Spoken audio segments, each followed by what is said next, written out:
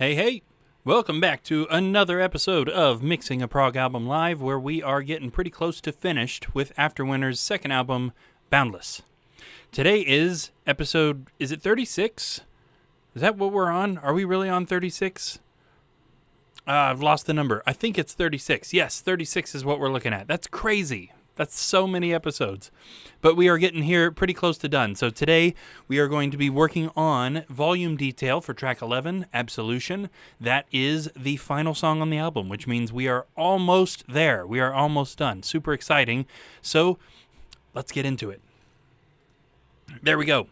All right, now, we shouldn't have a problem, but I should point out here, too, that there is some sort of event going on Broadway here where this building is located, and there are two different bands playing. There's a band playing out over this direction, which I can kind of hear, and a band playing in a building across the street that direction, which I can only hear if they get particularly loud.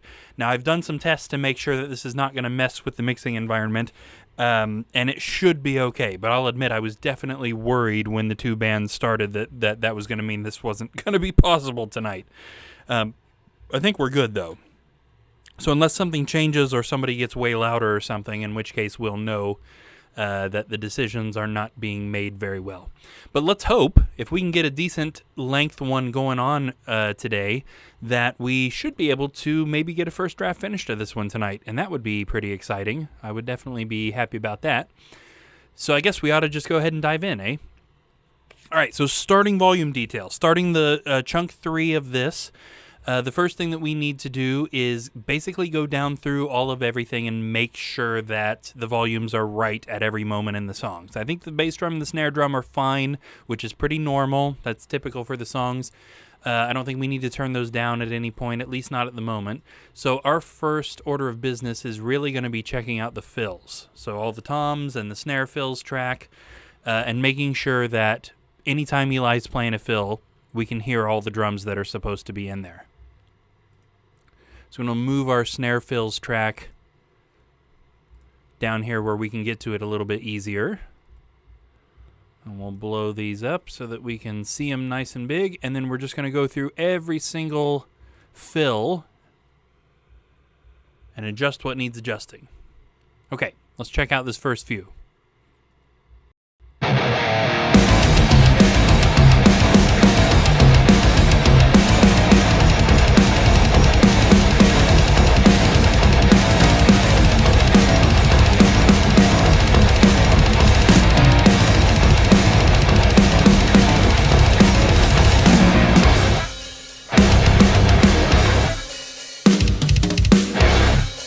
Something was odd there.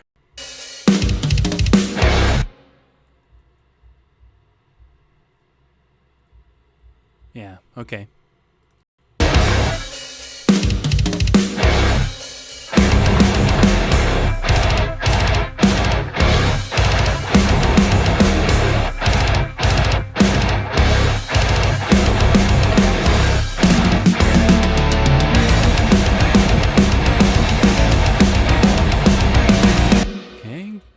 Pretty good with all that. Just keep moving here. Who am I now? Okay, so that fill is definitely a little odd. Let's listen to that again. Okay, so there's a lot of really fast but quiet snare right there. So let's turn up the snare a little bit. I see, I forgot to do that. Yeah, that made it a little better. Where am I now? I thought this was temporary, unnecessary. I'm masking the face of trauma, born in defense of myself, but now I'm someone else.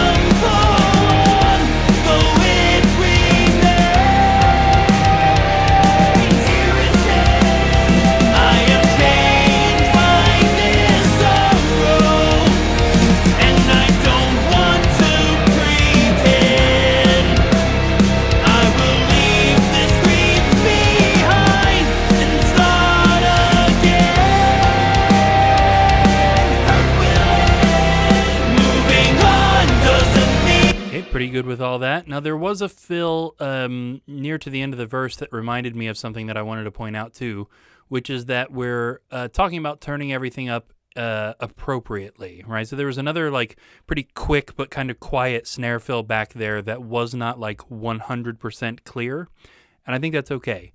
Right there, there's a vocal note that's kind of a little bit more of the focus than that drum fill, and the drum fill is still there enough that you can tell what's going on. I mean, I don't think anybody would be questioning what was happening there, even if we weren't clearly, precisely hearing every single note. So that's something really important you want to keep in mind when you're mixing anything, is you want to mix appropriately. You don't necessarily need to absolutely 100% clearly hear every single thing in the song at all points. You want to mix appropriately.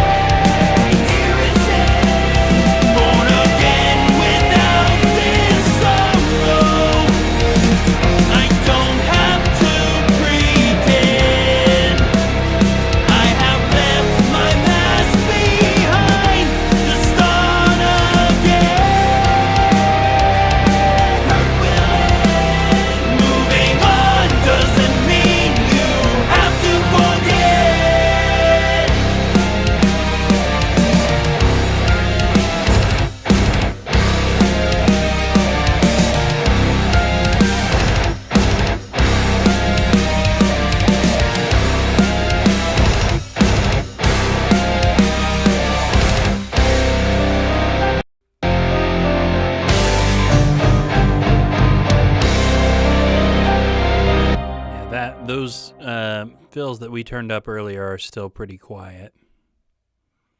Everything else has seemed pretty good so far, though.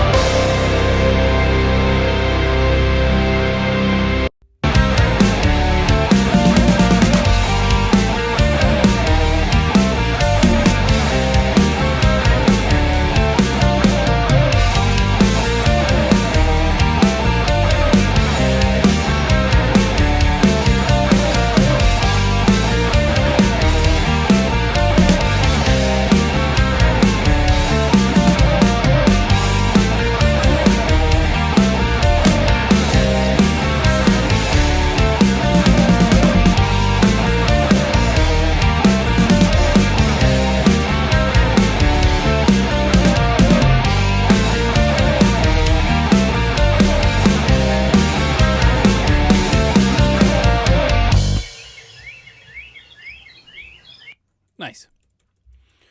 Okay, so another thing that I thought of, we are actually going to need some track envelopes for the bass drum and the snare drum, because we are going to need to fade that out for those nature sounds. Unless we do all of that in the mastering.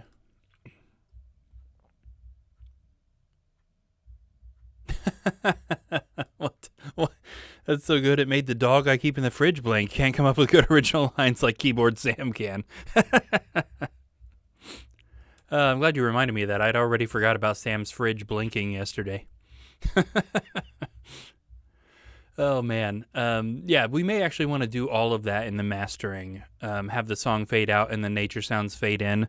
Yeah, I think that's considering we need to do 2 versions of this anyway. Let's go ahead and just mute the nature sounds for now and pretend like they're not there. Okay, so in that case, there are actually several tom tracks that don't need a track envelope. Or at least these 2 don't. Okay. Good there. I'm not hearing anywhere in the song where I feel like there's annoying hi-hat. So I think our Soothe plugin, unless something jumps out later, I think we're good on that. Okay, so now we need to check up on the bass, and that means that we need to mute everything in the song except for drums and bass guitar. There we go. And we're going to give a whole song a listen with just drums and bass so that we can really clearly hear what the bass is doing, so that if there's something really neat that needs to come out that everything else is covering up, we know we got it.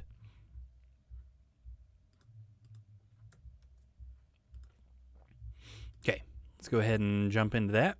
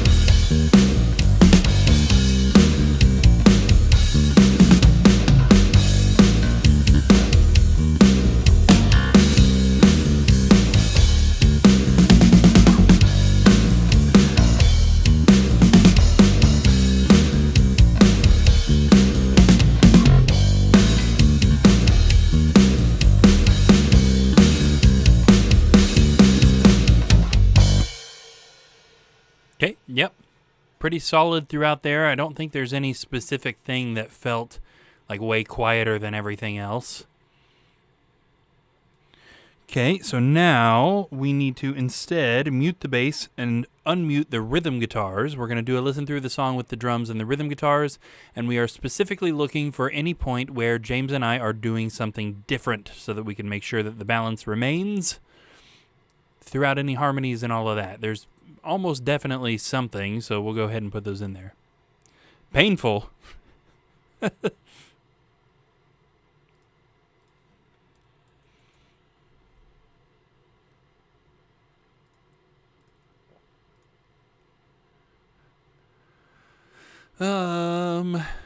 Okay, let's see. Yeah, I guess there's a rhythm guitar that starts this. We know there's not going to be anything different in there, but let's kind of check out and see what's going on there.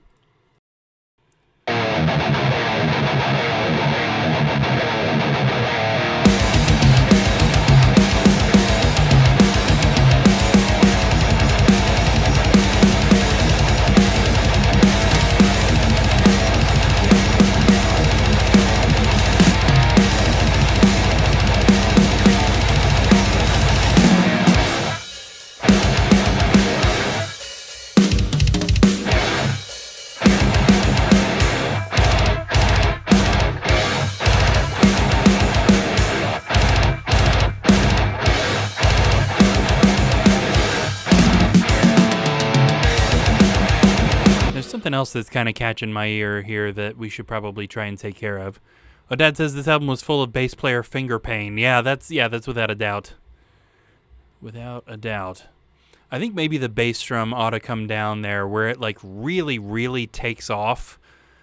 Even with the multipressor, it starts to kind of like cover up what's going on.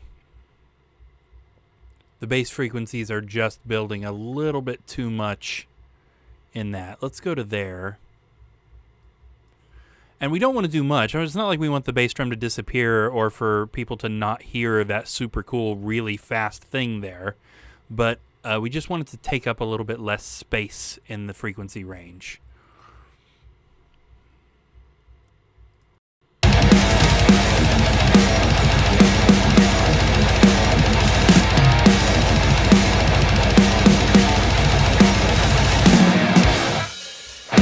Might have been a little too much. So that was 1.5 decibels. Let's just try 1 decibel.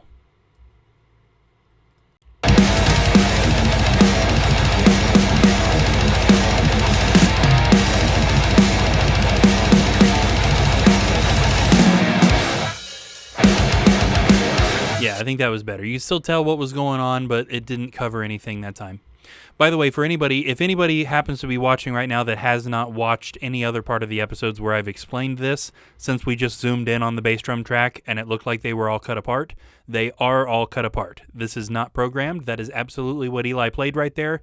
I cut all the bass drums apart in drum editing to make them all consistent. At least any point where it's supposed to be consistent, like in there, I make them all consistent. That's why they're cut apart. Okay, oh, the other thing that I wanted to kind of mess around with, and I have a feeling that I kind of know how I'm going to feel about this, but I want to check it out. There's a lot of really quick stops in these riffs. Like this one we can see here. What's this? What is this right here? Okay, so that one's not as bad as it kind of looks, but you can see that there's this big like hump right here in James's left guitar, and there's a kind of one here too. And this is the sound of the guitar sound kind of making a sound when we stop. And this whole part here where we're going brrr, brrr, brrr, is pretty messy with that kind of stuff.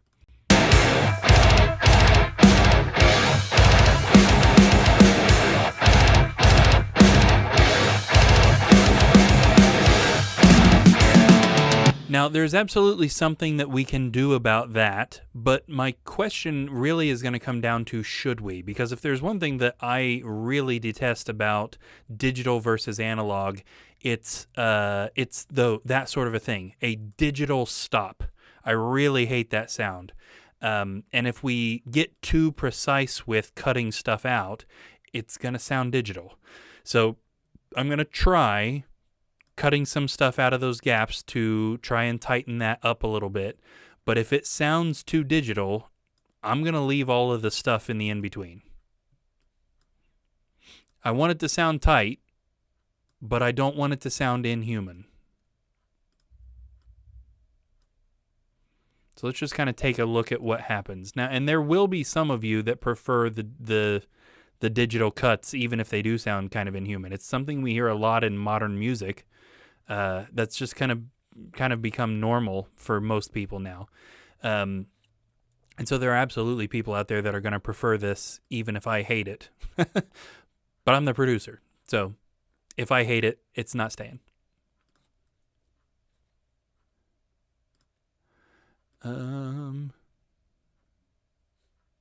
There we go. So now that we made those cuts, we want to put tiny little quick fade-ins and fade-outs on everything so that there's no hard pops or clicks. And let's kind of hear what that sounds like.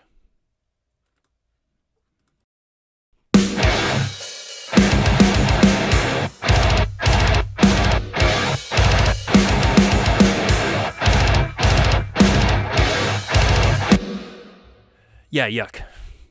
And that could just be a result of me editing in the wrong spot. So let's listen and make sure. I want to give it a fair shake here. So when we go da-da, that one's okay. But just that where we're just going that sounds awful.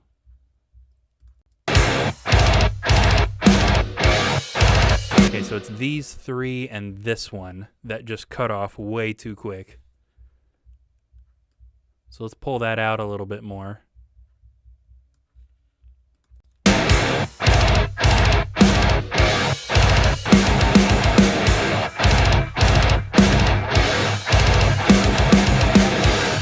That was better, but I still don't think I like it.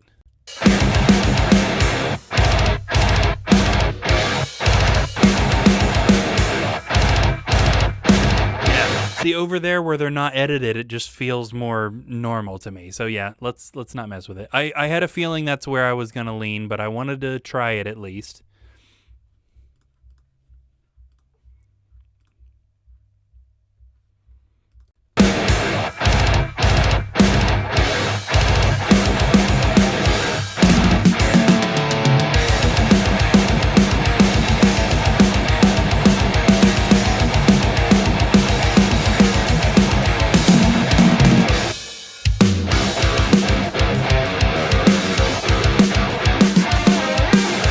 So there was a little harmony where the harmony felt louder than the melody. It's just there in 51, but it doesn't start on count 1. Does it start on the and of 1? Or even on count 2? Yeah, I think it does actually start on count 2. We've just got kind of some messy stuff going on in breaks in this song.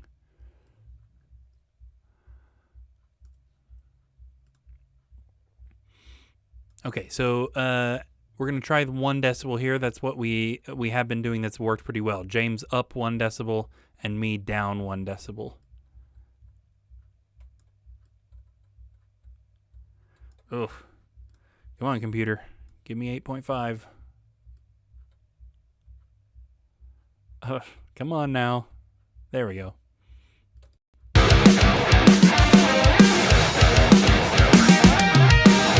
I think that did feel better.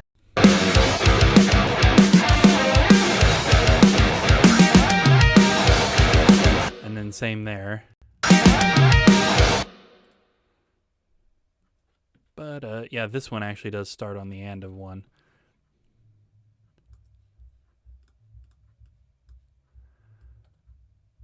Okay.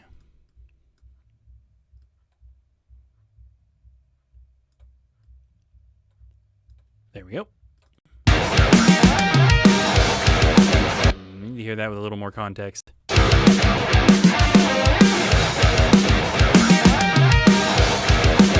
I think the melody is a little too loud now, so let's try half a decibel separation then. Oh, come on now. 5.5, there we go. And then mine needs to go to 8.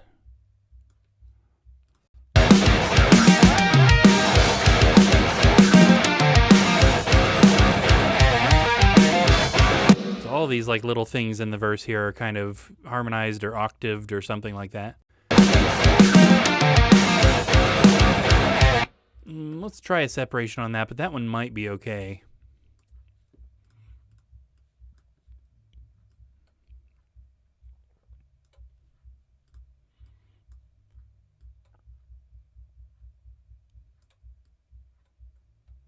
Okay.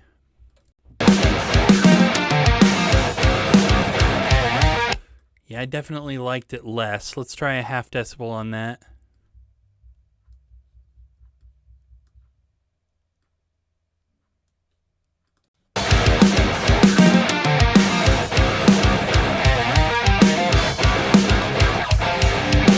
Okay, so yeah, I think the half decibel worked on that. This one where we're in octaves, I think, is okay as is. Then the harmonic thing is not a harmony.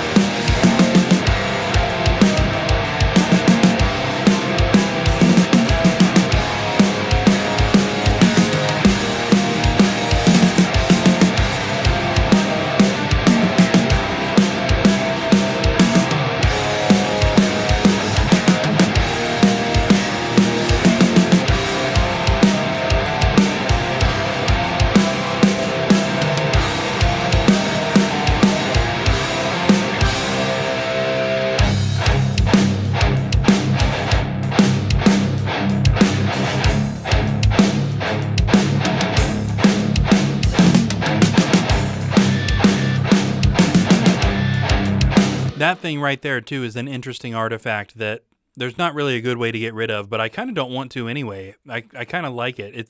I'm not sure if it's me or if it's James. It's in the left speaker. That weird little thing pops out, and I don't mind it.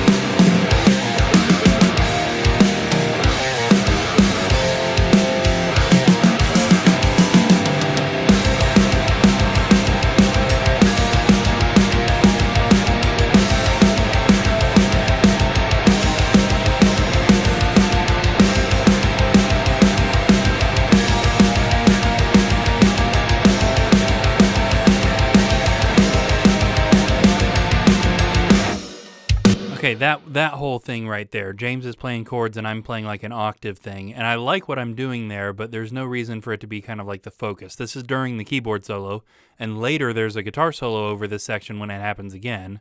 So live, that octave part wouldn't even be there theoretically. So let's take a look. That's near the start of it. Okay, so it starts at 141. Ending. Computer, why are we clear over there? Okay, and then it goes clear up to 157, looks like. So let's just highlight that whole area on all 4 tracks. There we go. And we'll try the 1 decibel separation and see. I don't want that part to disappear. Like I said, I like that part a lot. But I would like for them to be a little bit more. It kind of covers what James is doing, and I don't want it to cover anything. There we go.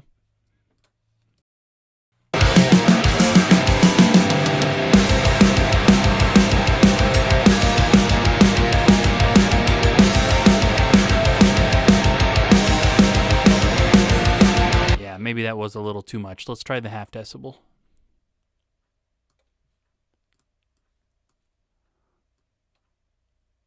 There we go.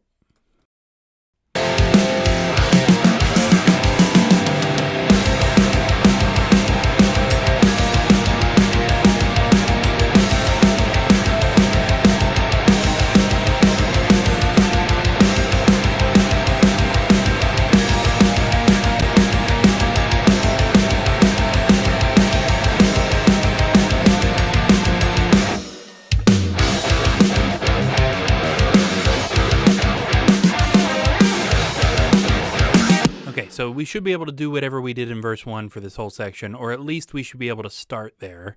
So what did we do? It was a full decibel, then 2 half decibels. Jump back out to here, and I'm pretty sure we did the and of 1 on this, even though the actual riff started on beat 2. Worked out to do the and of 1 instead. Okay, and this is the one that was the full decibel.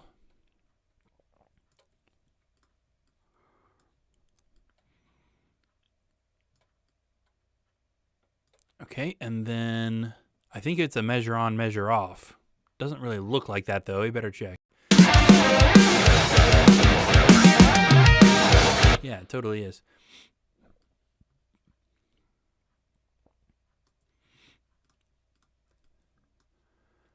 I know for sure now, this is a little bit off topic, but this riff is kind of reminding me. One of the big downsides to us not performing live is I don't know how to play any of this stuff. I don't know if anybody else watching here is one of the members of the band. You can kind of weigh in on this too, because I'm sure it's the same for all of us. I played this, for however long it took to track it, and then I have not thought about it again since. So, like this riff right here, I couldn't play it for you. I have no idea. I have, okay, maybe no idea is unfair. I have only the vaguest of ideas what this riff is. And if I ever want to relearn it, to play it for any reason, I'm going to have to just go in here and refigure it out.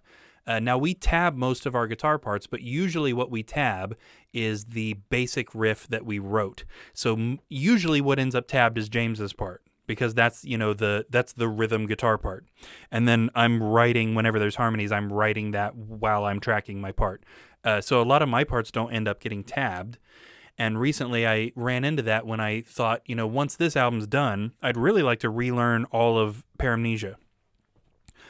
But I have no idea. There was a time I could play that album from front to back, play my part, and it's gone. That stuff has left my brain entirely. I have, again, only the vaguest ideas how all that stuff goes. I need to remember in the future to also tab my own guitar parts for AfterWinter songs so that I can learn them easier. Because these harmonies and stuff, I have no clue. No clue. It's kind of just a funny thing. I don't know how to play my own songs. I don't know if any of you other AfterWinter guys know how your parts go off the top of your head, but I sure don't.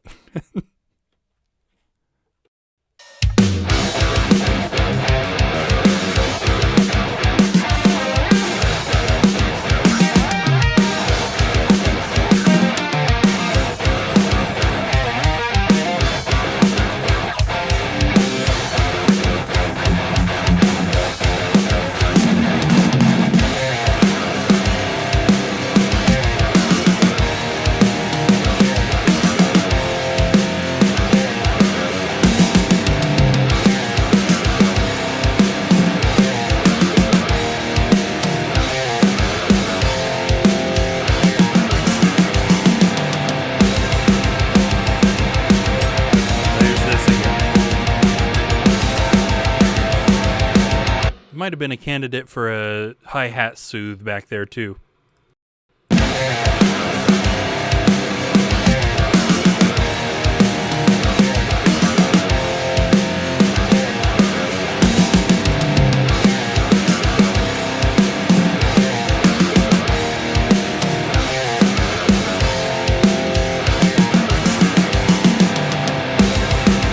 Yeah, that whole section is, the hi-hat is pretty aggressive there. From the beginning of the guitar solo to 190, and I bet there's a section in the keyboard solo that's the same. Yeah, from the beginning of the guitar solo to 190. Let's go ahead and put that on now. So what we need to do for this is turn on soothe. It will be bypassed automatically, but we can put an envelope on that deals with the bypass specifically. And then we can automate that to turn on just for that section. Or, well, I guess we're turning the bypass off is what we're doing.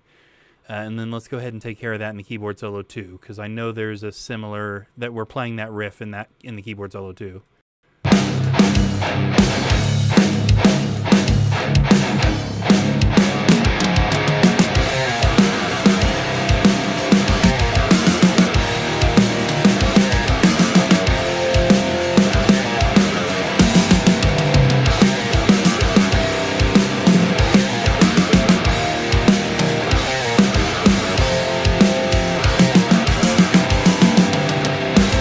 so from 125 to 141. Just like that. Okay. Easy peasy.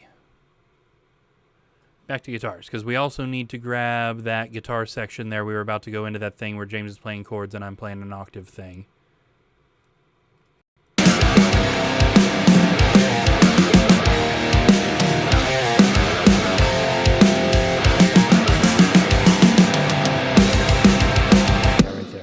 I also need to check the mix knob on the Soothe. I feel like that might be at 100%. We usually have it more like 60. Okay, and I'm pretty sure we did the half decibel for that. So James up half a decibel, me down half a decibel. There we go. Let's go ahead and check the Soothe thing while I'm thinking about it, because I absolutely will forget if I don't look at it now. Yes, it's totally at 100% mix. We need to put that at like, I think 60 is what we were doing before.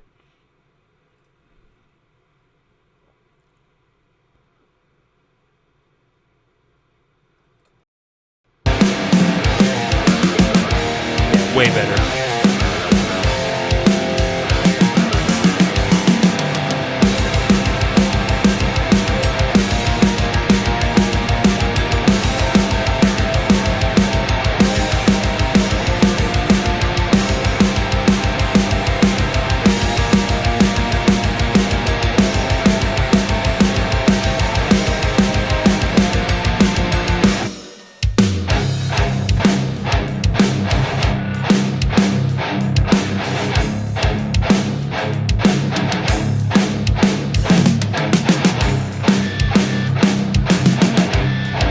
That noise again.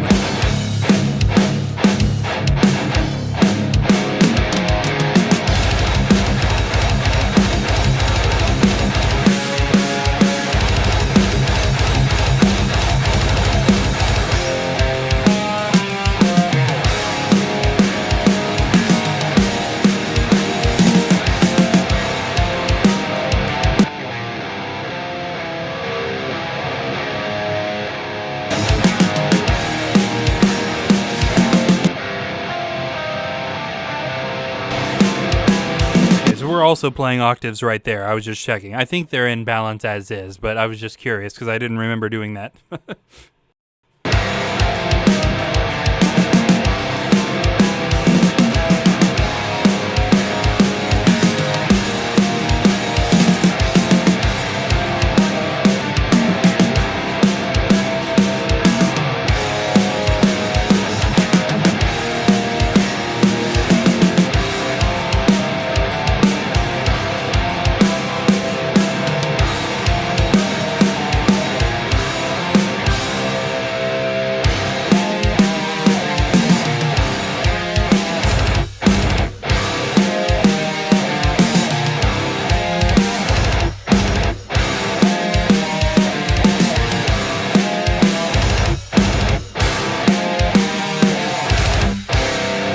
So obviously a bunch of that was in harmony, but honestly I think it's fine as is.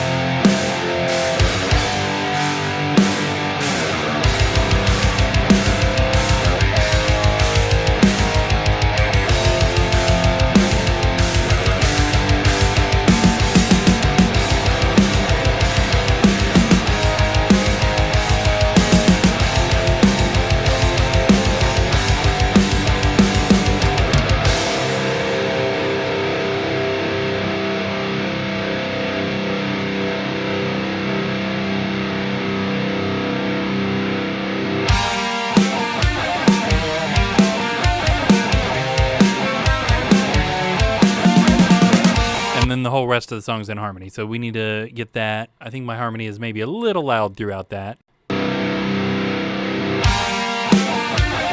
So are we? Did we start on count 4? Or is that the and? Okay, there's the and. I could have just looked at the bass drum. Yeah, it's totally the and. And I know for sure that we are in harmony for the rest of this song because it was meant to just fade out. So let's try the 1 decibel thing. That theoretically ought to be all right. James goes up a bit. And I go down a bit. We'll just check this little section we have highlighted here.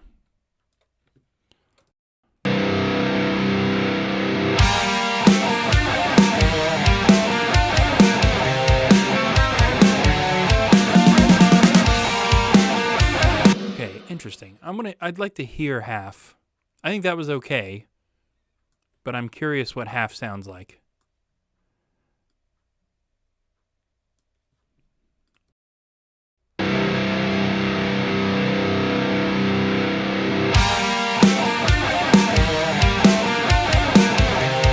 Yeah, let's do half. Okay, so if we delete these nodes here, that will put the rest of the song at that level. Yep. And we should be good to go there. All right, so now we need to do our bass layer check, and that's B-A-S-E, bass layer, where we're going to turn the bass guitar back on and also turn on the clean guitars. And we're going to take a listen to the whole song like that. Now, before we do that, there is something that I know I want to do to the clean guitars. The clean guitars only play during the chorus, and they are a support instrument. It's purely a for the vibe thing, if you will. And the places where the actual acoustics, we have 2 tracks that are in stereo here, where those are just strumming along, the strumming is too loud. I'm okay with the part where we're doing the da da da da da da da da da da, but the strumming bits are loud. Check this out. It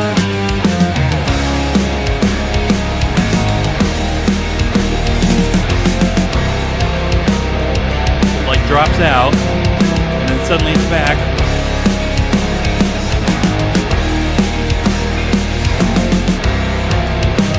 Yeah, it's a very high-pitched noise there. It's not like we're hearing the chord too loud. We're hearing the pick noise too loud. So let's just turn down the points where we're strumming. Where I'm strumming. You guys played this guitar part with me. I don't know if you knew that, but that's what we're going with, I guess. So let's try like a couple decibel drop there at any point where the acoustic guitars are strumming.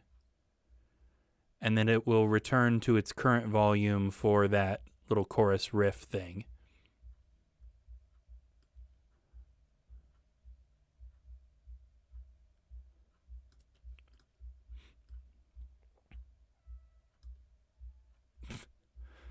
This event, whatever is going on out there, I hope you guys can't hear that through my mic. I can still kind of hear the band that's playing over there, and I just heard an air horn, too. Okay, let's see if that worked.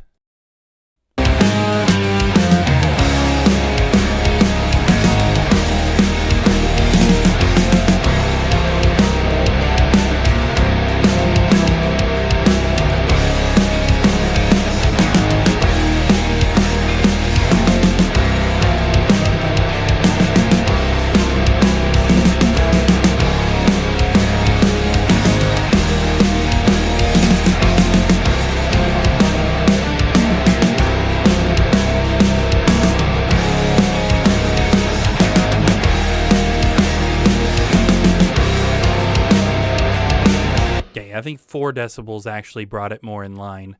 Also, there's totally kind of like an upbeat stroke before the strumming starts. We want to make sure that gets turned down too.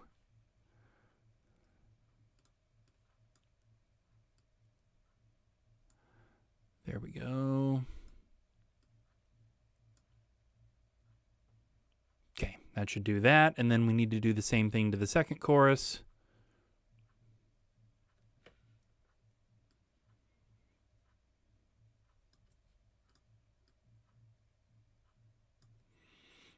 There.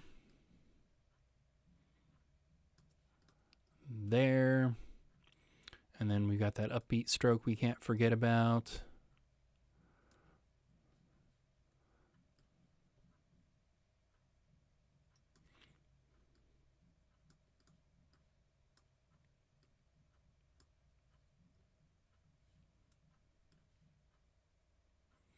And that should be the last one there.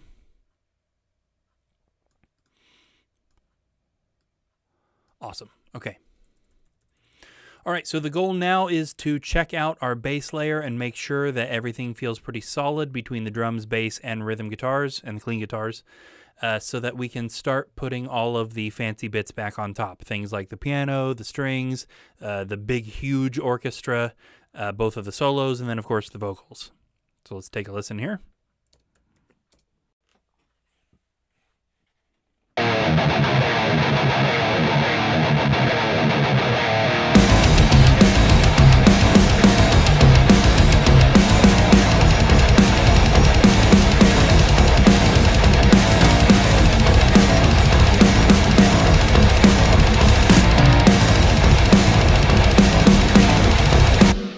Quick nitpick thing.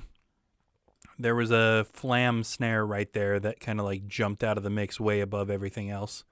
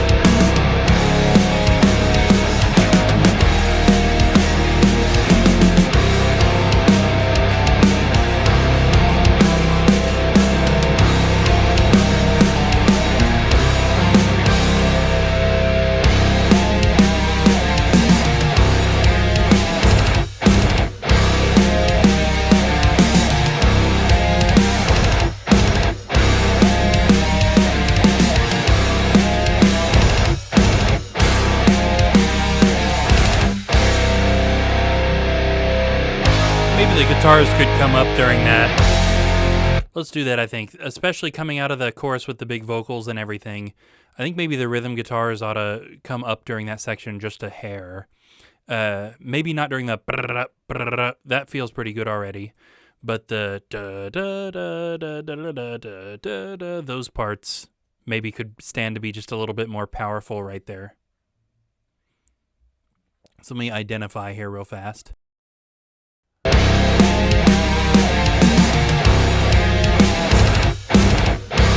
So it's sections of 4 measures where the first 3 need to be turned up and then 1 is fine. The fourth is fine. So we got this. Let's try 1 decibel might be too much, but let's try that to start with. Big surprise, it won't let me have that. There we go. And then it's again, we should have that same thing.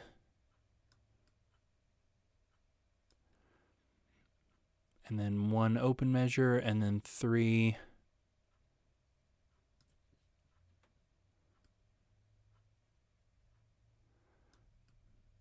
Three measures on. Come on, computer. And then this last one's different.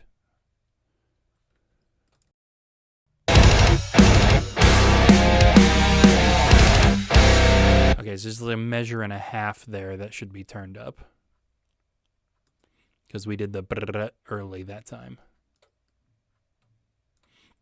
Okay, now it looks like we're going to be accidentally turning things up right in the middle of notes. So we don't want that. So let's modify here just a little bit. So the beginning of each one of these nodes, and we shouldn't need all of this up like this. Let's make this easier to grab. When we look closely at James's guitar, we can see that this is coming up in the middle of something, which we don't want. So let's highlight those and pull that back so that it's not being turned up right in the middle of a note. That's going to sound super awkward. There we go. Got it.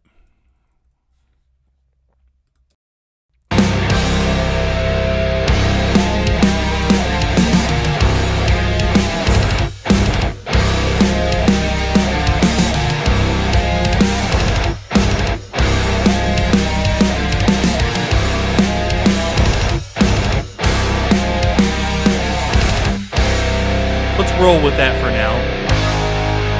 It still might be too much, but I think we want to leave it for now.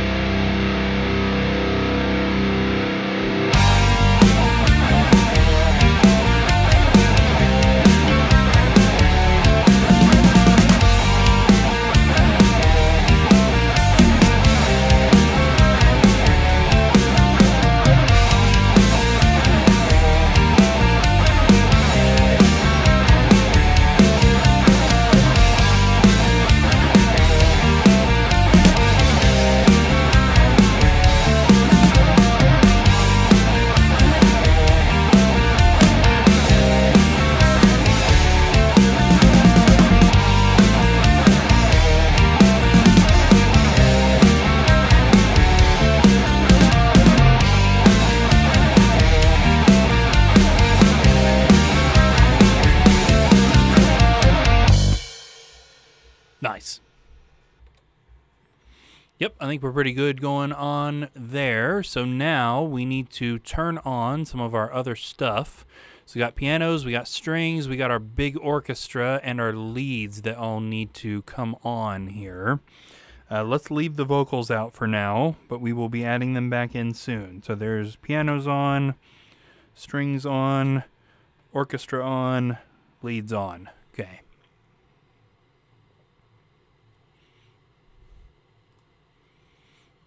Okay, so in our intro, just kind of take this section by section here. In our intro, Sam is playing strings. Looks as though I exported them in stereo, which is unusual. Let's kind of see what we've got going on here sound-wise with these strings on now.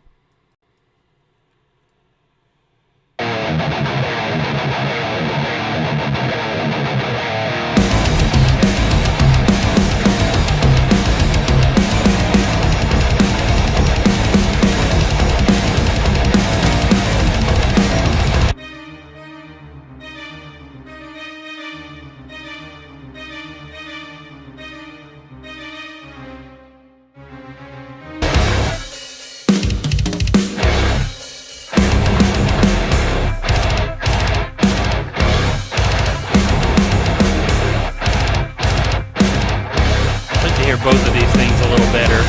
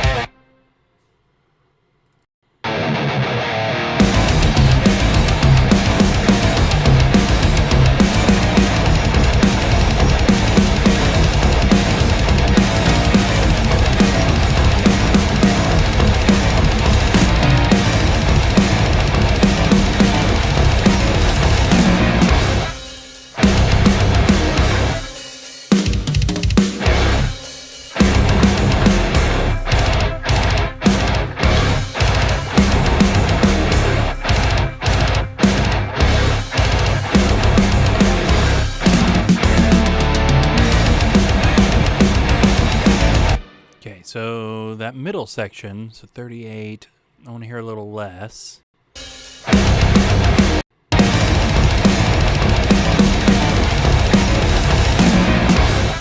Try there, 23 to 38. Yeah, we got that there, just a bit less.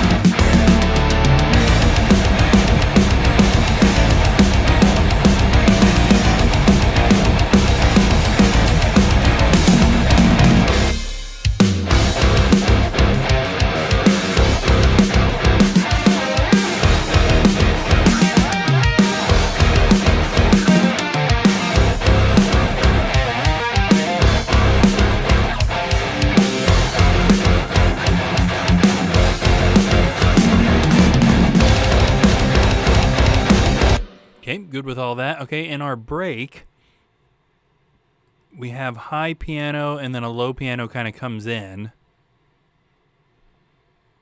Yeah, the low piano comes in for the da da da da da da.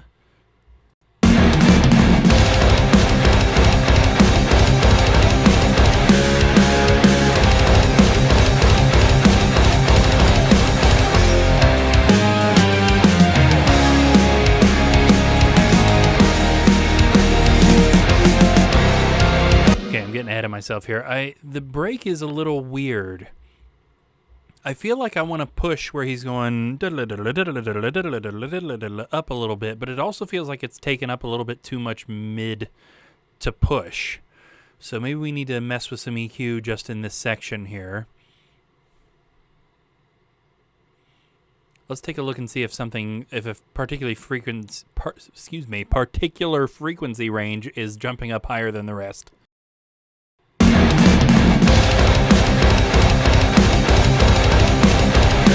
This guy right over here.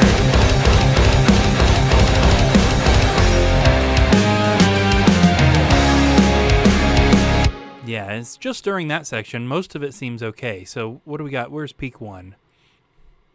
So kind of target that and see if it's that. Let's even go 2. It's a really narrow queue.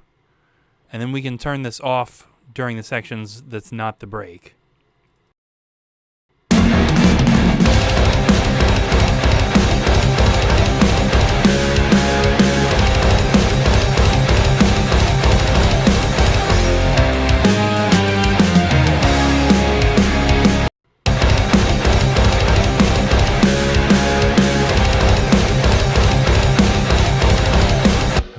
Do we have another open?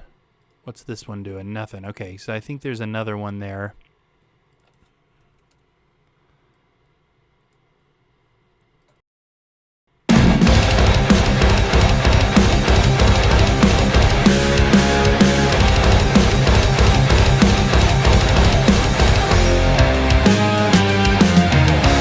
Okay, so that's peaks 1 and 3. That we want to automate here. So peak 1, let's just do on and off. I think that'll be a little simpler. And we just need it on for this break and nothing else. So basically as soon as we hit the da-da-da-da-da-da-da, that can turn off. And we need to do the same thing for peak 3. Peak 3 on and off. We'll highlight the same section,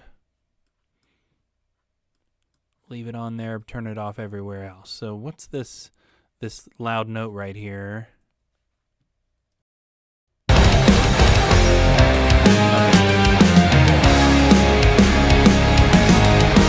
Okay, and then there is one more break I know later on, so almost definitely going to need the same thing. Yep, right here. Right there, we need to turn the peak back on, and same thing for peak 1. Okay, there's that fixed. So now we should be able to turn that up just a little bit. We can even highlight the exact same spot with the volume envelope and push that maybe a decibel. I don't want to push it too hard, but at least a little bit better. I'd like to hear it. Ooh, sounds like that band out there might actually be done. Either done or taking a break. Everything seems nice and quiet and normal.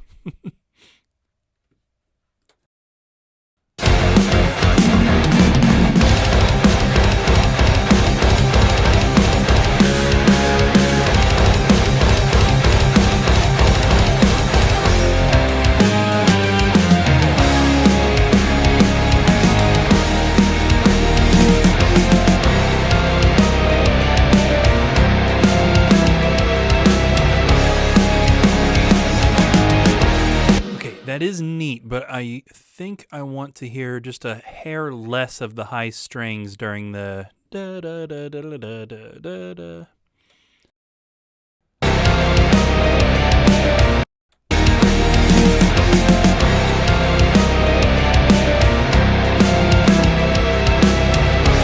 It's not by much, but again, just a little less.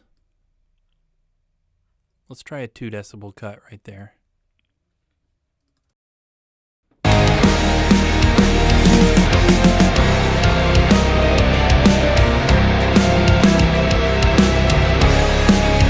Yeah, okay, let's cut a little less. I want to hear it a little better than that.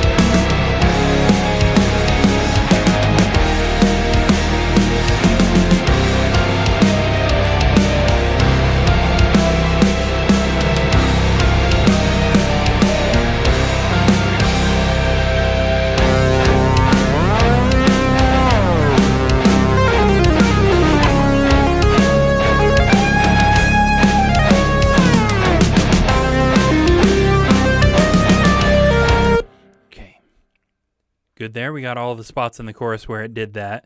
Turn down. Let's take that keyboard lead down a little bit. The guitar lead might end up needing down a little too, so let's just turn the lead's master down just a little bit.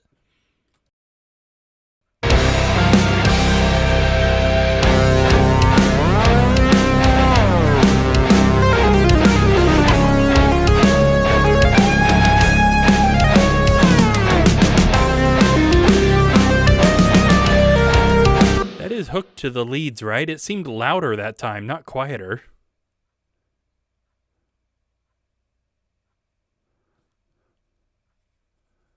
Yeah, it's hooked to the right thing.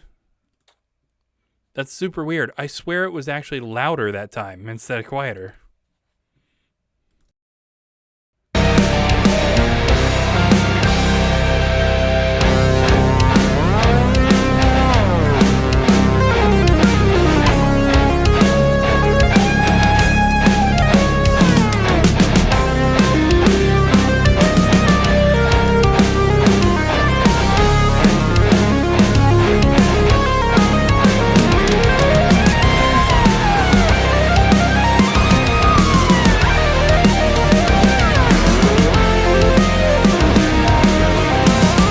So we definitely, I think it maybe starts a little loud and then eventually gets quieter. I want to hear a little bit more of what the organ is doing behind that. That'll be a little more important than the guitar solo than here. But let's also create a track envelope for the keyboard solo so that we can have it start a little quieter and then go back up a little bit more like where it was.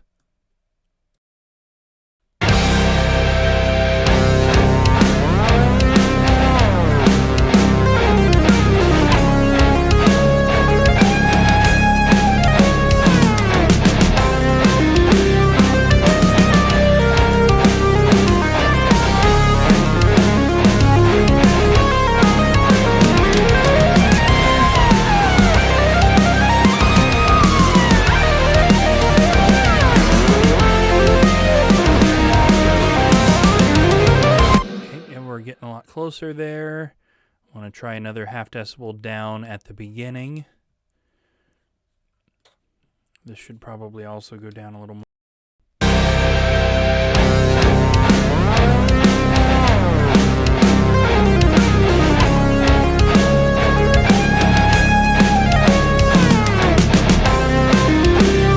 Okay. Ooh, fancy. For anyone who might be watching and is interested in theory, what key is this song in and what scale/mode was used to write the solos?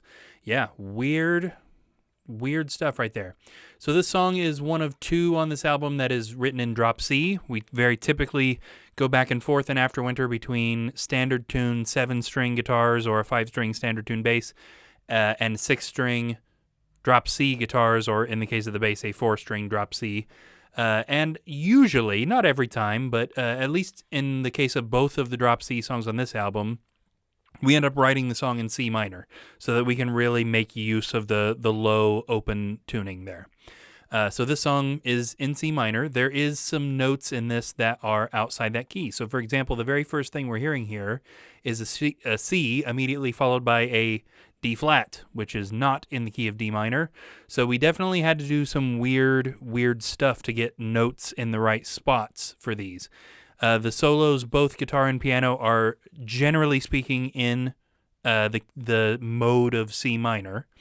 I do tend to use Dorian notes pretty often, which is pretty similar to the regular minor stuff, or the Aeolian, if you will.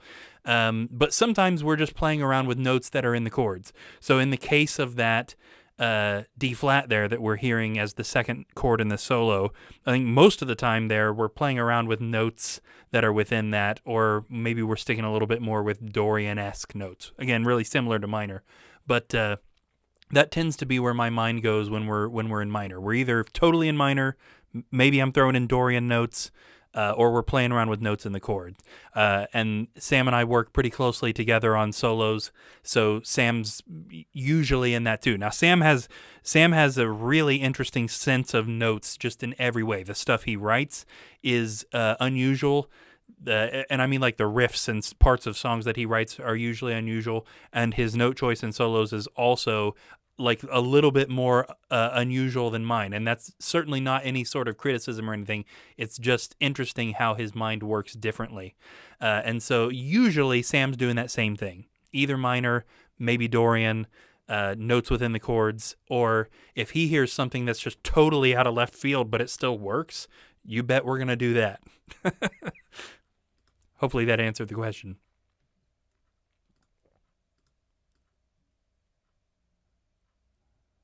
Want to transition these two parts just a little bit better.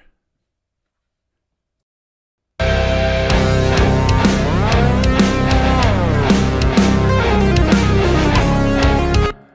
I want to create a couple of nodes there and there so that we can start transitioning a little bit more up to other notes, or a different volume rather.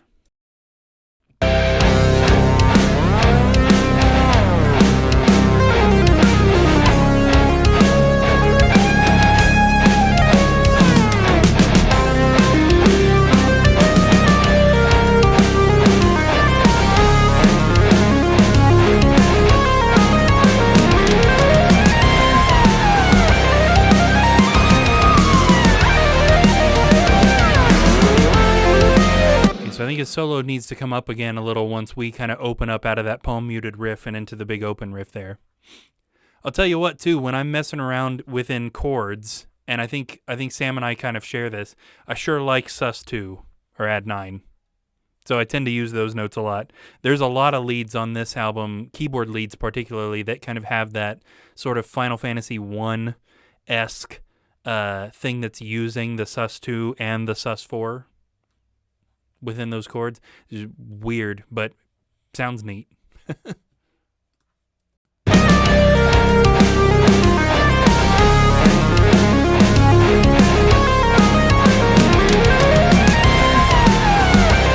Okay, so I think in order to transition that smoothly, we want it to gradually get louder over the course of that measure right there.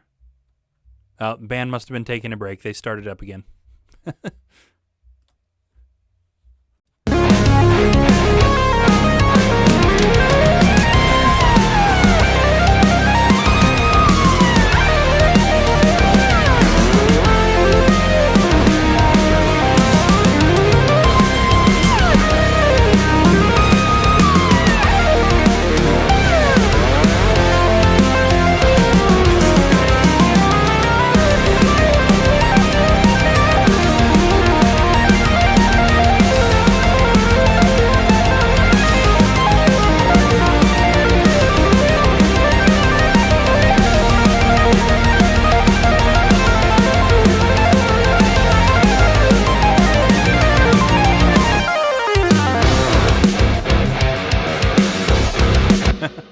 Yes.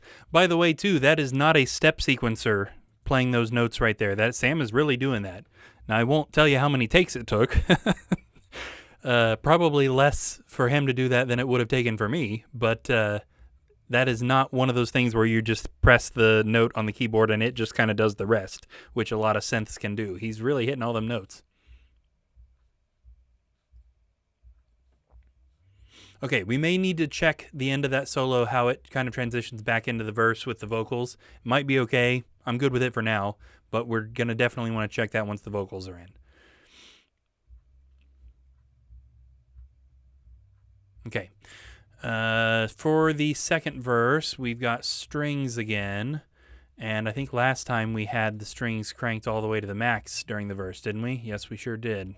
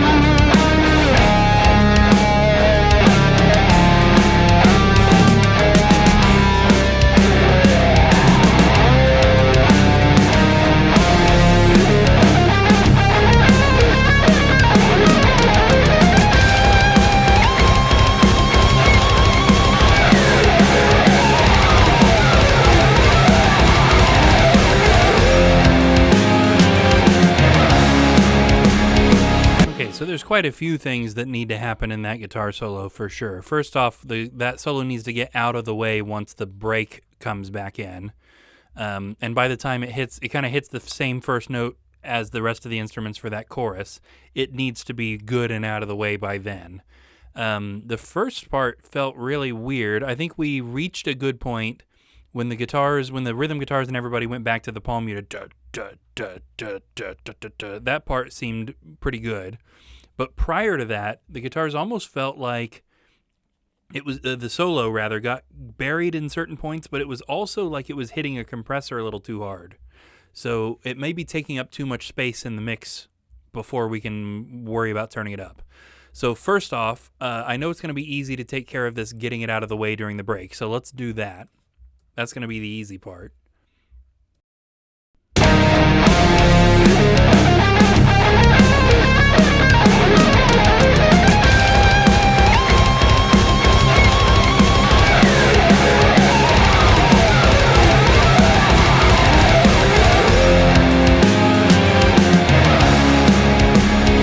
Another kind of interesting thing right there, there's a pick slide right there during that break, but rather than using the edge of the pick, I put the pick flat on the strings with my two fingers and kind of just pushed it down the neck and then pulled it back. It's just weird. I wanted that whole section to feel very messy as far as like feedback and weird things ringing out and stuff, and that just felt appropriate. Okay, so let's get the guitar out of the way right there. Even here, it should be kind of maybe like starting to get out of the way, like that.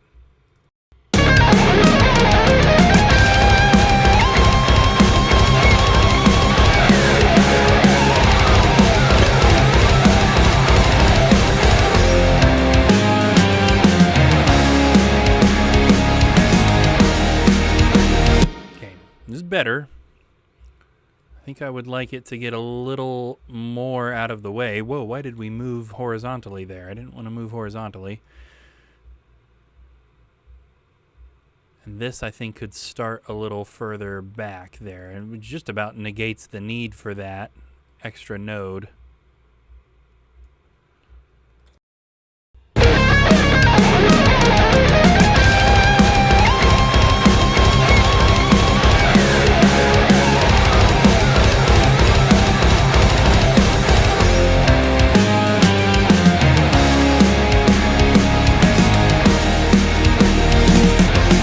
Yep, I think that's good. In fact, we can even just about have it fade the rest of the way out once it hits that point.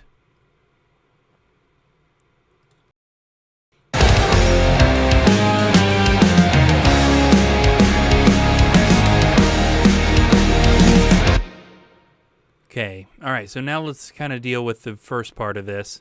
So again, I feel like the solo may be taking up a little bit too much space in the low mids, because I'd like to push it further, but it feels like it's already pressing on a compressor or something. So just like with the keyboard solo, or with the keyboards earlier, let's see if there's a particular frequency range that is kind of standing out to us. There we go.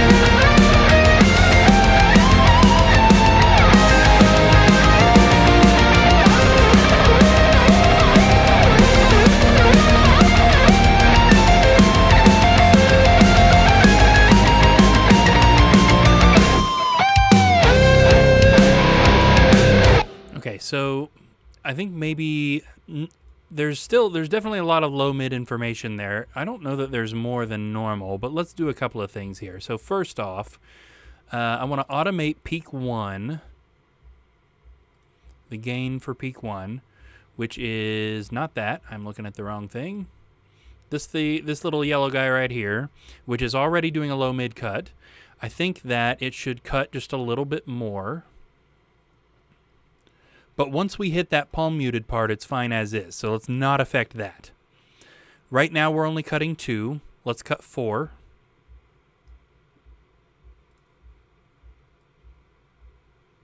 There we go. I also want to do that for these other, the guitar left and guitar right. In fact, we may even widen that on those.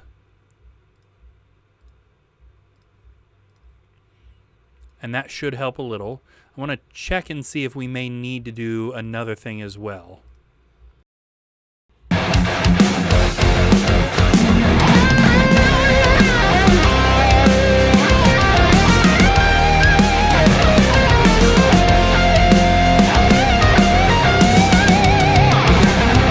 So that helped, but let's check, because there's a lot of information happening right here in this this little hump of low end here that's between the high pass, which is set at 100, and then that cut that we just made at 230. There's still a lot of information right there. So if we set a low shelf at 200 and have that also reduce, say like 2, or maybe we should even try 3, that'll help a lot of the information that's right here. Now again, we're going to want to automate this because the rest of the solo, starting in that palm muted part, was fine without any help. So that's something that we're going to want to take a look at here. Let's look at the low cut. We can just turn that on and off. Nah, let's do the gain. We want low cut gain. Or low shelf gain. Weird. Okay, yeah, low shelf gain. And we want to highlight that same exact spot from earlier where we want it to stop doing stuff. Right there. Right back there, we want it at 0. We don't want it doing anything.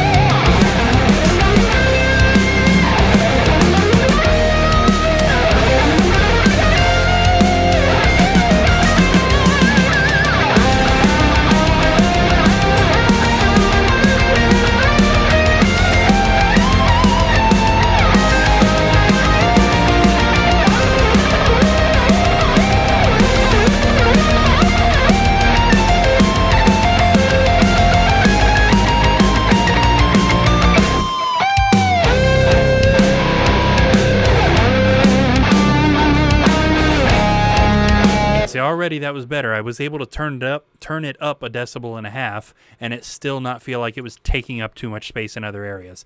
I do want to try turning it back down a little bit when the left and right guitars come in for a second there.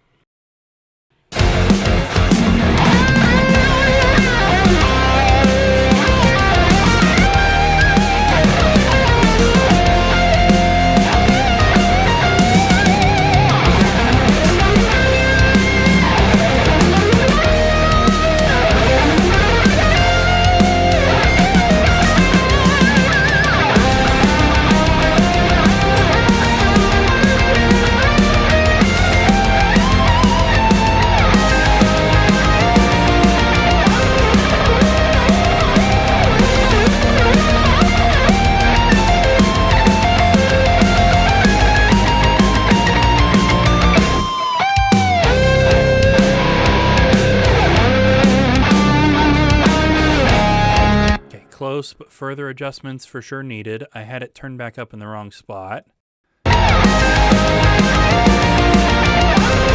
It should turn back up there at 198.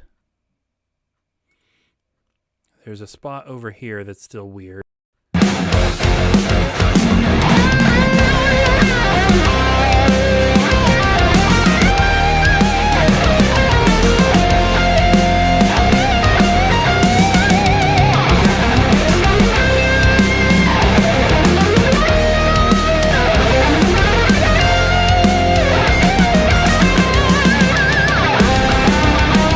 Both of the first 2 fast runs, which I think just take up a measure apiece, are both quiet. The note they land on isn't quiet, but the run itself is a little quiet.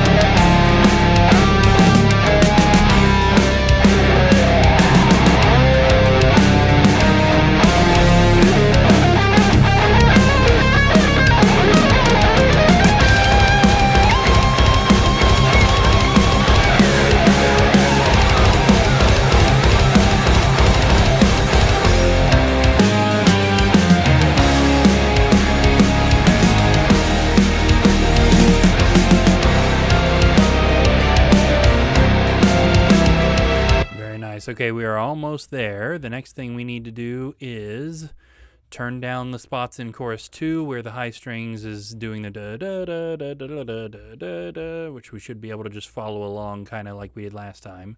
We were turning that to positive 0.5, I think.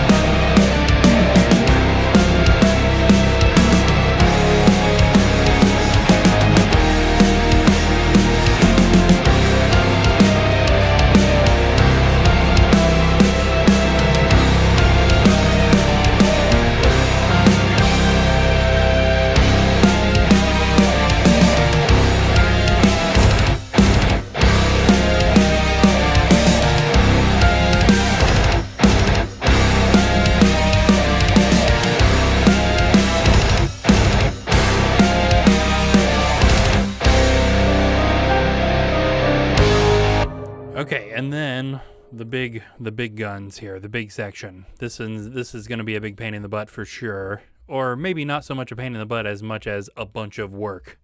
So let's jump this for just a second and take a look at the piano in the very end section, because that'll be easy.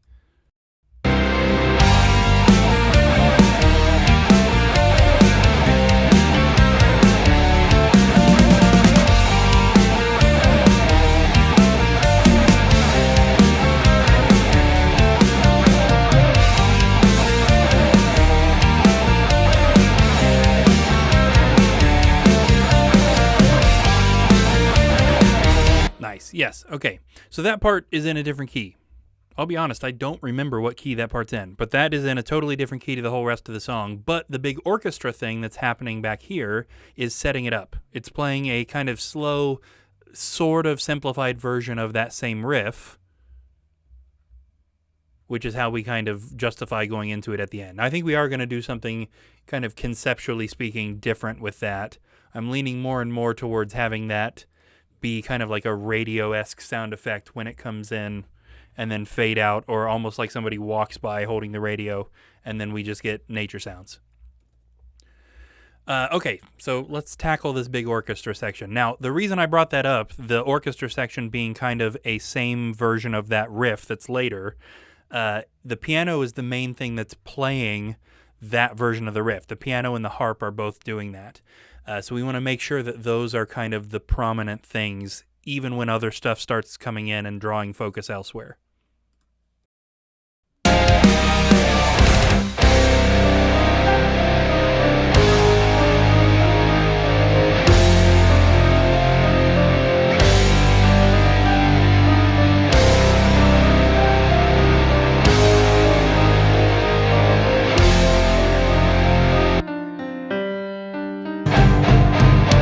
So I think we could take the piano up. Yeah, okay, so both Eli and Dad in the chat kind of agreeing with that idea. Yeah, I'm leaning more and more towards that rather than our initial idea, which when we wrote it was that other riff would just come in exactly like we're hearing it now, just almost out of the blue. That riff comes in and then fades out, and in its place, nature sounds fade in. But I'm kind of liking that conceptual radio idea a little better the more and more that it goes.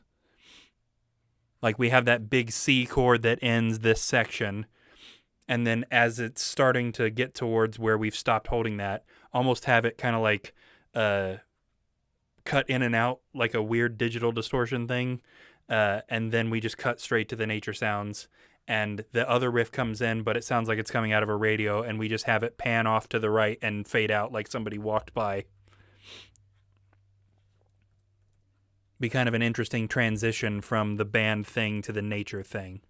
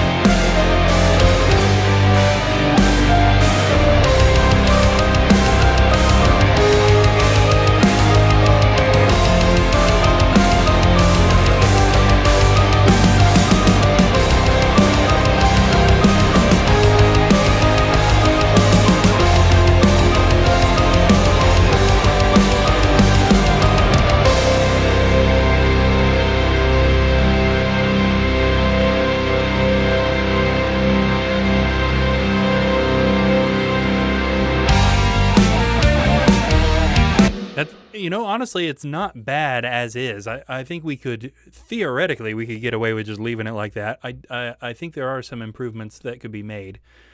First off, what instrument is playing the high C note right when everything ends? I imagine it's the first violins.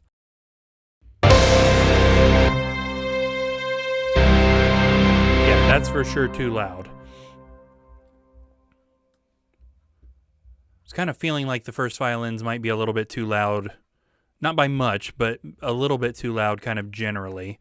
Let's take them down by a decibel just generally, and then also when we hit that final note, let's bring them down even more. There's just a little bit too much string playing that C note.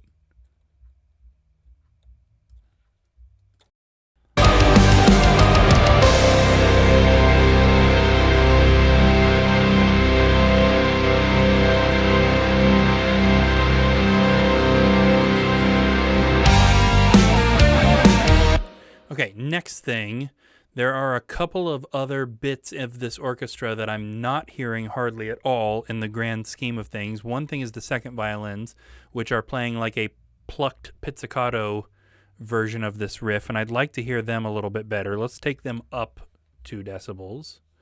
Now, they don't come in right away, but I didn't even notice that they were there at all, so that's... I'm going to jump back to where the first violins come in and see if we can catch the sound of the second violins when they hit.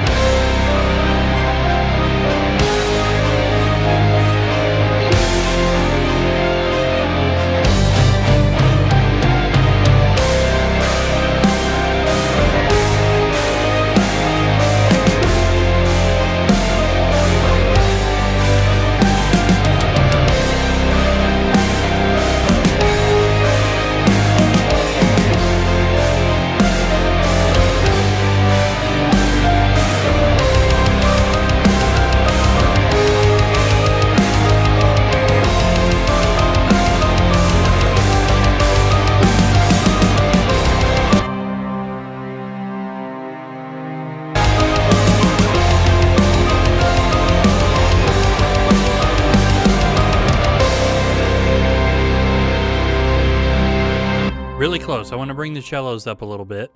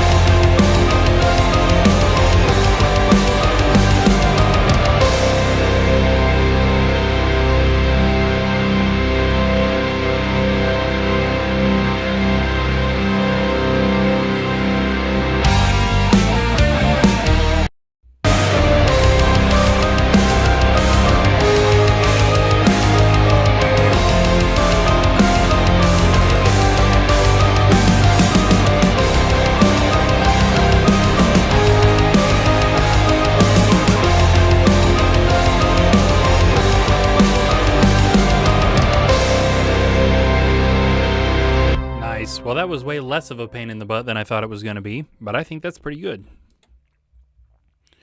Pretty epic. Oh, I just did something. Remove overlaps. Undo, remove overlaps. Is that what I did just there?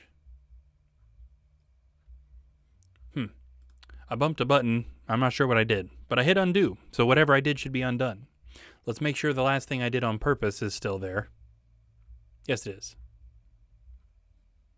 Ah, yeah, well, there you go.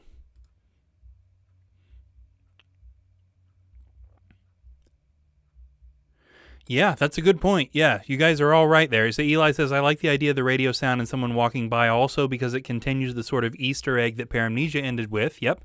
And this would be it for Boundless. I definitely like the radio sound idea better. Yep. Oh, well, there you go. That's what we're doing then. That's more than 50% of the band in agreement in the chat. So there you go. Awesome. Okay, so let's get into vocals. And then we've got a first draft mix anyway. So all of that stuff is going to have to be done in mastering.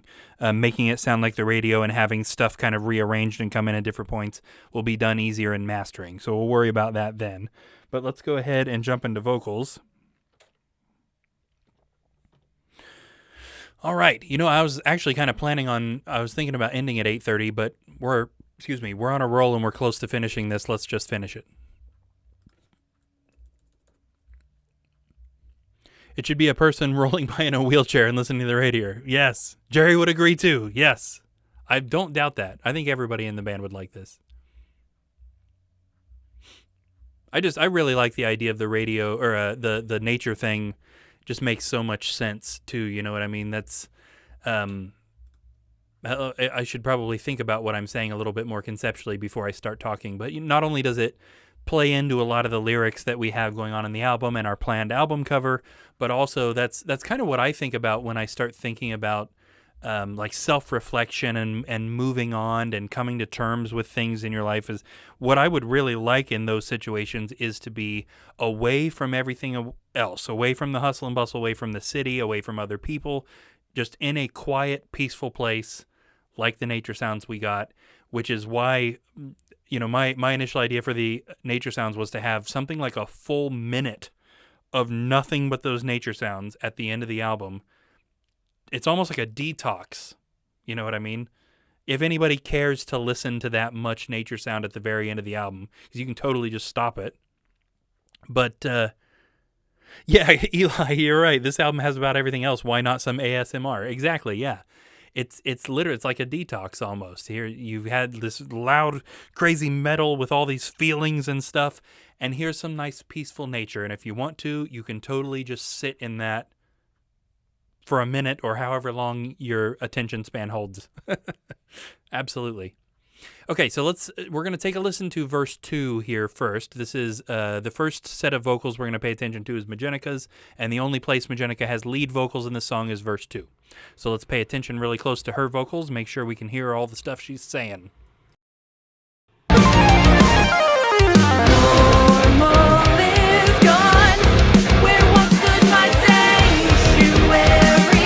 A little quiet.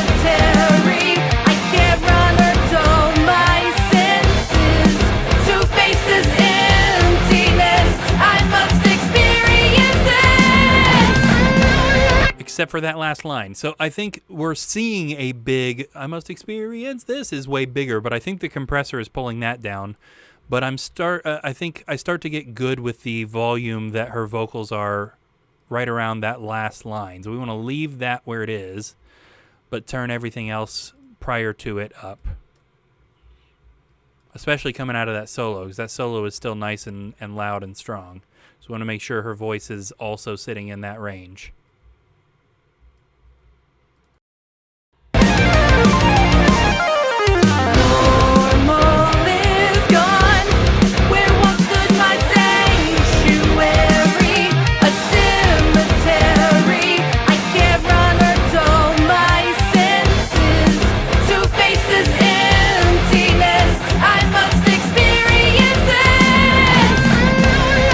Getting there.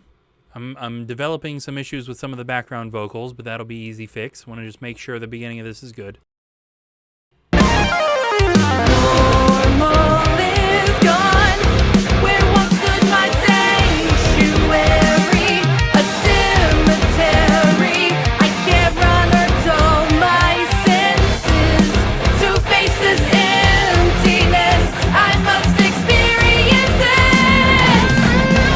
Okay, there is a me vocal somewhere that is singing an octave lower than her, and I don't like it.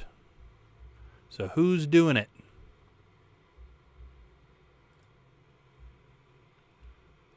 Regression guy rolls by in his wheelchair, listen to some AfterWinter on his 80s boombox. Yes. So Regression guy was released from prison is what we're saying. What's the AfterWinter lore for that? We got to continue our lore. All right, I need to search out this background vocal. What's going on?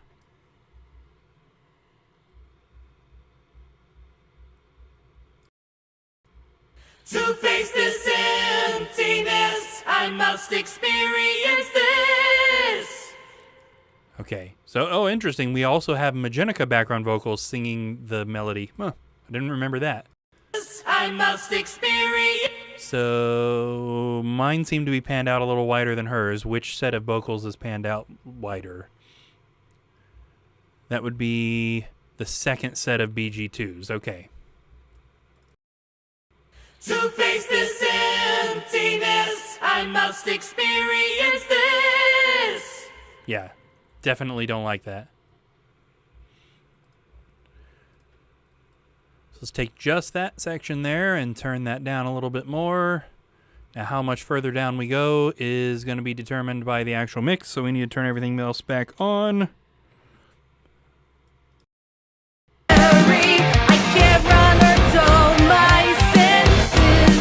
To face this emptiness, I must experience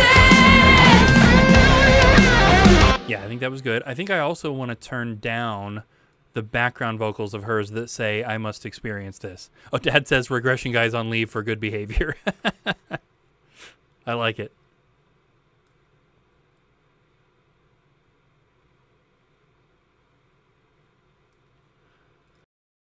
To face this emptiness, I must experience it. Yeah, that cleaned that up a lot, yeah.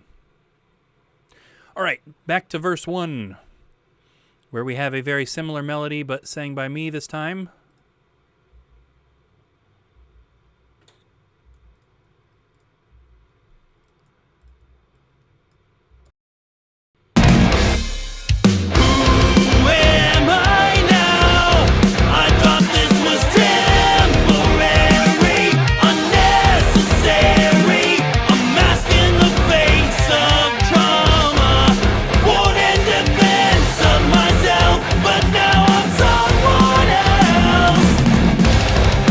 So pretty close. I think they need to come up just a hair, other than maybe the very first word. I experimented with how to sing that first word for so long, and it didn't make sense to change the word to something else, but I still don't particularly care for the word who at the beginning of this. Apparently this verse was sung by an owl.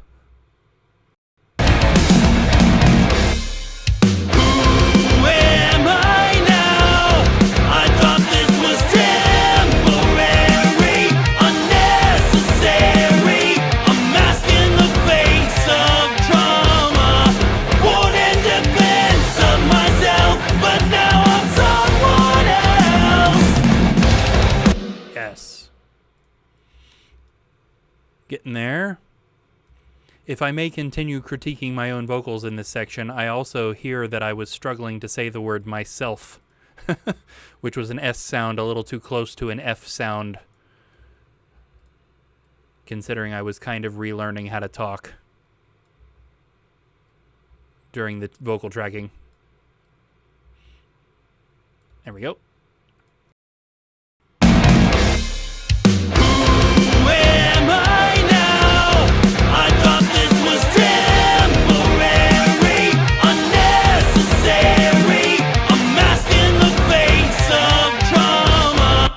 Yep, almost there. Just a couple more nitpicky things. Where am I now? I thought this was temporary, unnecessary. A mask in the face of trauma, born in defense of myself, but now I'm someone else. So again, we get that octave vocal that I'm just not as big a fan of. Let's turn that octave down. Wanted defense of myself, but now I'm someone else. Okay, I think I'm good with all that. Let me hear the beginning of the verse a little bit more. I want to hear with more context of the intro.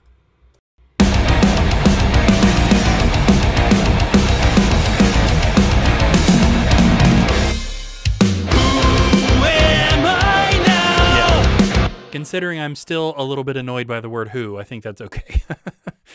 All right, so let's jump forward to chorus 1. How do I move on from this pain? Am I allowed to stumble on, though it remains? Here it says, I am changed by this sorrow, and I don't want to pretend. I will leave this grief behind and start again. Moving on doesn't mean you have to forget. Not too bad. A couple of things. I think I want to take the moving on doesn't mean you have to forget down a little bit just in the lead vocal. I'm pretty good with most of the background vocals in this. I did turn the lead vocal up a little bit. There was another thing I thought I heard. Let's listen to that again. How do I move on from this pain? Am I allowed to stumble on, though it remains? Here it says, I am changed by this sorrow, and I don't want to pretend. I will leave this grief behind and start again. Moving on doesn't mean you have to forget. Okay. I'm wondering if pretend doesn't stop. Yeah, you can see the 2 takes don't stop at the same time. That's something I should have caught before now, but it is an easy fix. So whenever this happens in vocals, doubled vocals, especially if it jumps out at you like that, you take a good spot of the middle where we're just holding this note. We cut right there. We want to line up the end of the waveforms like so. And then this spot where we created a crossfade, we don't want it to crossfade that hard. So we just crossfade it, back it up so that it crossfades a little less. And that should have both of those words ending at the same time now. Pretend I will leave this grief behind and start again. Moving on doesn't mean you have to forget. I like that. I like that line. I like the melody. Now I like the blend of vocals. I hear James in that too. Moving on doesn't mean you have to forget. Nice. Okay, so then jump to chorus 2 where we should have pretty similar stuff going on. So we can go ahead and preliminarily turn down the moving on part. Should be the same. Is the pretend also messed up here? Did I copy paste from chorus to chorus? Looks like it. No. I was going to say there's different lyrics in this chorus. I don't know why I would have copy pasted that.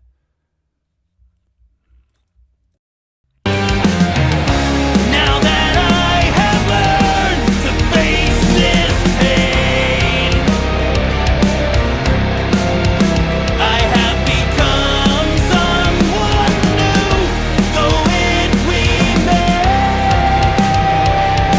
Here it says, born again without this sorrow. I don't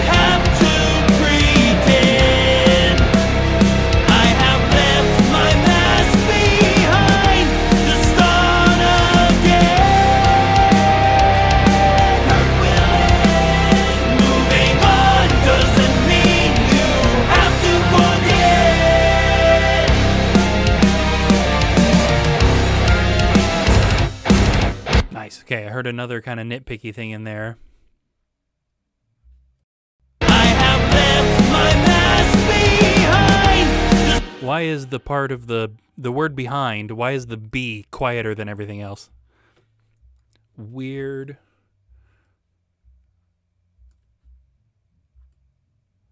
Let's turn that up a little bit. I have left my mask behind to start again. Moving on doesn't mean you have to forget. Hear the beginning one more time.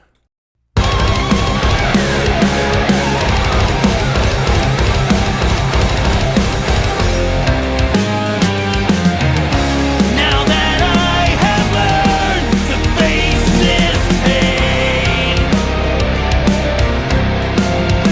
I have become someone new, though it remains. Here it says, born again without this sorrow. I don't have to pretend. I have left my mask behind to start again. Moving on doesn't mean. Okay, another nitpicky thing, and I thought this in the first chorus too, but I was kind of curious whether or not it was necessary. I want to turn Hurt Will End up a little bit.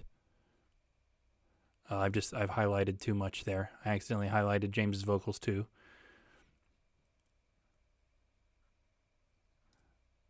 And I was thinking that in the first chorus, and I kind of forgot about it, to be honest. It doesn't need to be much, just like 1 decibel ought to be fine, I would think.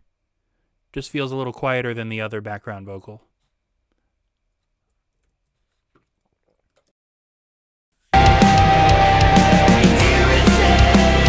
Born again without this sorrow. I don't have to pretend. I have left my mask behind to start again. Moving on doesn't mean you have to forget.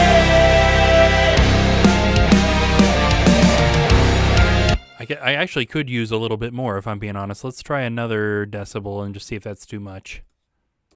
Moving on doesn't mean you have to forget.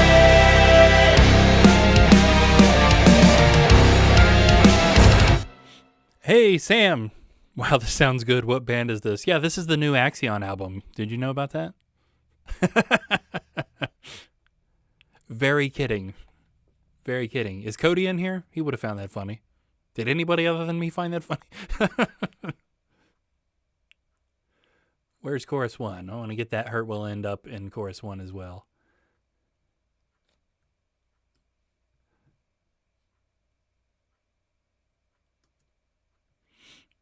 Okay, and I think we landed on 2 decibel. Yeah. Moving on doesn't mean you have to forget.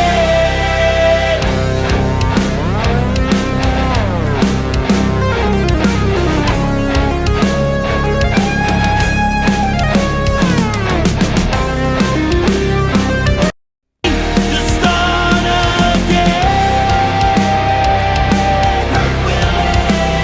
Moving on doesn't mean you have to forget.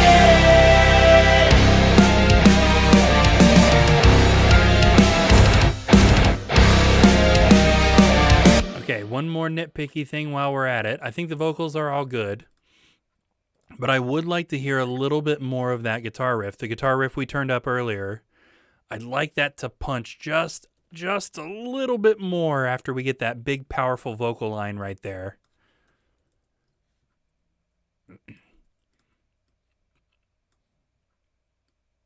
See if another whole decibel is too much on that. I've been waiting for ages for this. Is this Cody's Nightmare Part 3? Oh.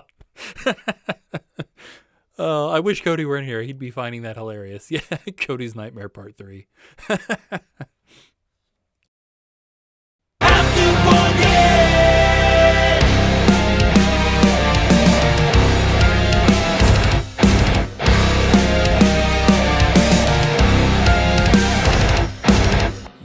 Yeah. I think that whole decibel was actually pretty good.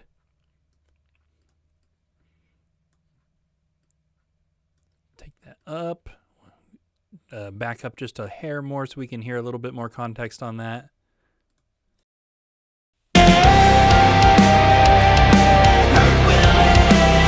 Moving on doesn't mean you have to forget.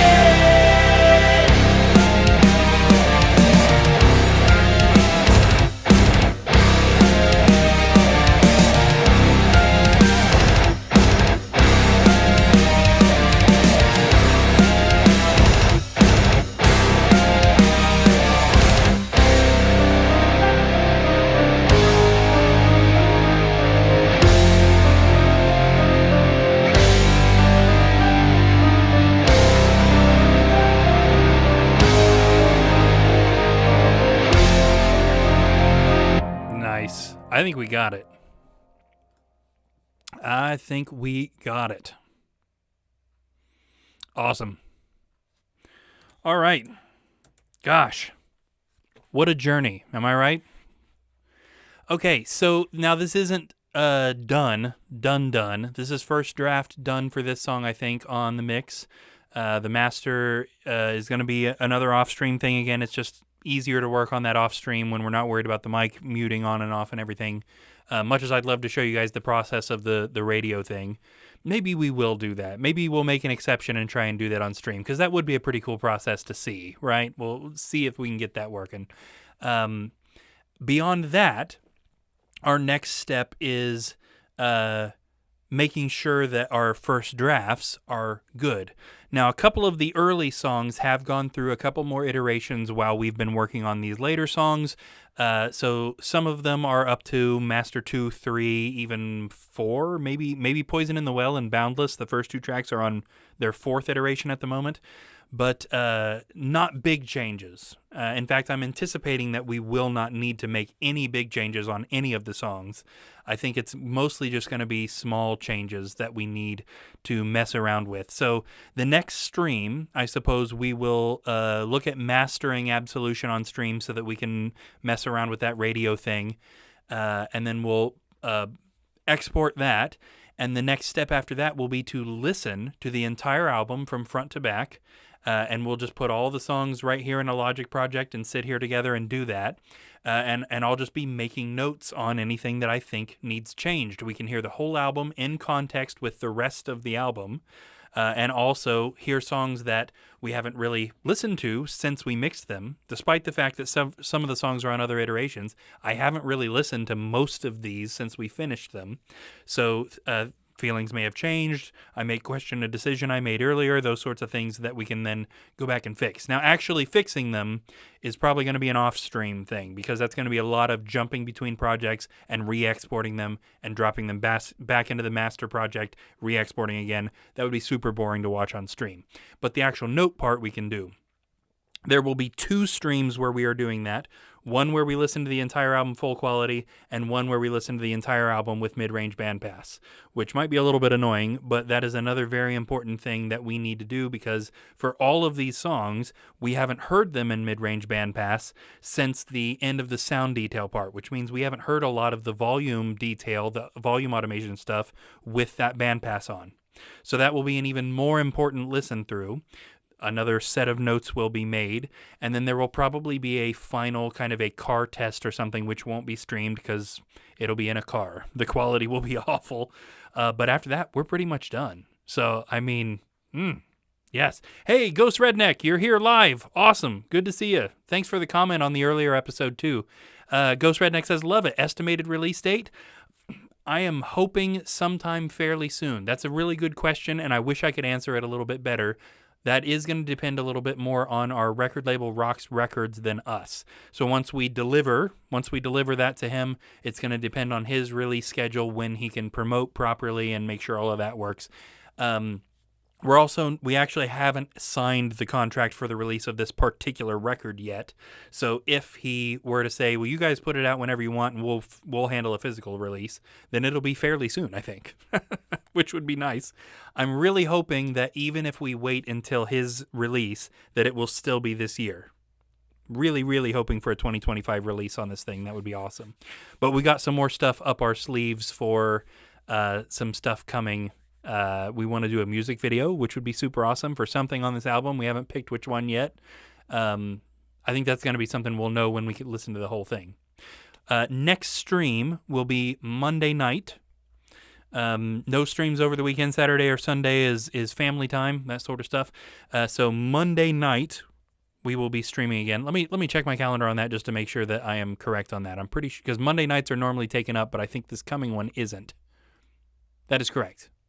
Okay, so 6:30 Monday night. That's 6:30 Ohio time, in case anybody watching right now is not in this same time zone. 6:30 p.m. Ohio time, Monday night, we will be doing a stream where we're looking at the mastering for this, and then we theoretically will have time to do a first draft album listen through of the whole thing after that. So that'll be exciting. I'm already looking forward to it. I hate that I have to wait the whole weekend to do that. I'm ready to do it now. But yeah, I think it'll be awesome. And honestly, I think a lot of the songs will be fine as is. I'll be surprised if there's pages and pages of mixed notes for everything, because I think that we've done a pretty good job of making everything sound the way the band intended. Yeah. The excitement is already building, and I hate that we have to wait. Yes. All right. Well, we'll go ahead and call it there. This is a momentous day, a rather appropriate day, too. We've just started August. Today is August 1st. Today is my mom's 60th birthday. So happy birthday, Mom, if you're watching. That's pretty awesome. A momentous day in AfterWinter history. We have all 11 songs, first draft mix, totally done, which puts this album pretty close to totally done. Really exciting. All right. Whether you guys are watching right now, whether you were watching before, whether you're watching this in the future when it's not live, I and everybody in AfterWinter appreciates every second of time that you spend checking this out. Whether you're here in the stream or whether you're listening to the music on Spotify or Apple Music or the CD or however you have the music, we appreciate every second of time that you spend checking this stuff out and supporting this band. We couldn't possibly appreciate it more. Thank you guys so much. Thank you. We hope you're looking forward to the release of this album as much as we are.